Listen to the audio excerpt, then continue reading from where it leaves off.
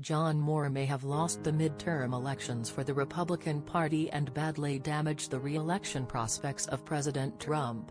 Moore is the Getty Images photographer who snapped a viral picture of a crying 2-year-old Honduran girl at the US-Mexico border.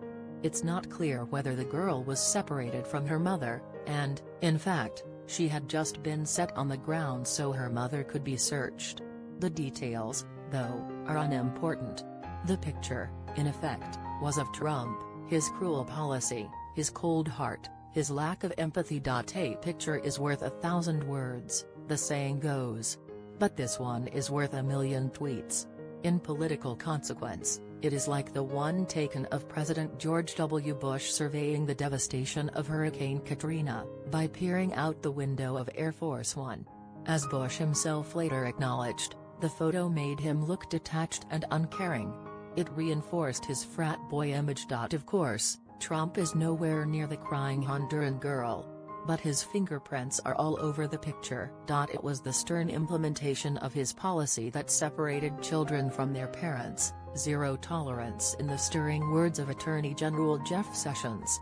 Sessions defended the policy by citing a biblical verse historically used to defend slavery, in essence, that the government is always right. Not then, certainly, and not now. The outcry against the policy is such that it cannot last. It has been denounced by leading Republicans, most notably former First Lady Laura Bush. Even the current First Lady has spoken up, sort of. In keeping with a Trump family tradition, she essentially attributed the problem to both sides, Democrats as well as Republicans, evoking the formula her husband used to lay blame for the neo-Nazi violence in Charlottesville last year.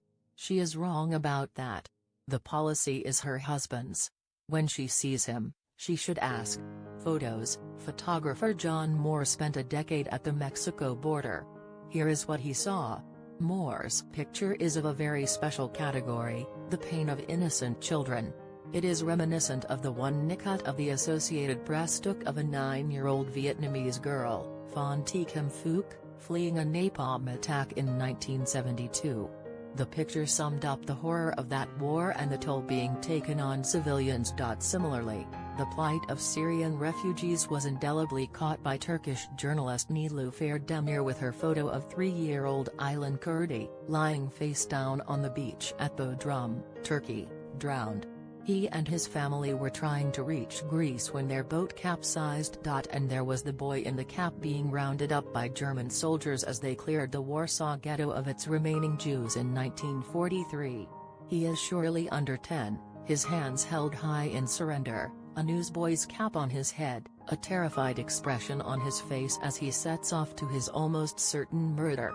He remains unidentified, but, once seen, unforgettable. It's odd that Trump, who rose to the White House on the power of image, did not grasp how he would be hurt by the tears of a little girl. The picture captures both his policy and his persona. He is a man without empathy, after all.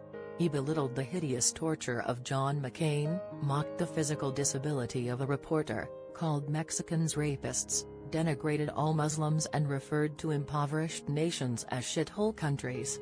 His narcissism is heroic. His sympathy, like much of his charity, is reserved for himself. Cruelty has its selective appeal. Some confuse it with strength. Surely some in Trump space will see Moore's picture and cheer. It will prove to them that Trump is serious about eliminating illegal immigration, returning America to a land of Saturday Evening Post covers, making it robustly heterosexual, white in color and culture and flag-loving in a way that he approves of. They might blame the child's parents for her plight and castigate them as illegal immigrants who deserve no rights, even if they irreducibly have the ones we were all born with. This time, it seems, Trump has gone too far. His White House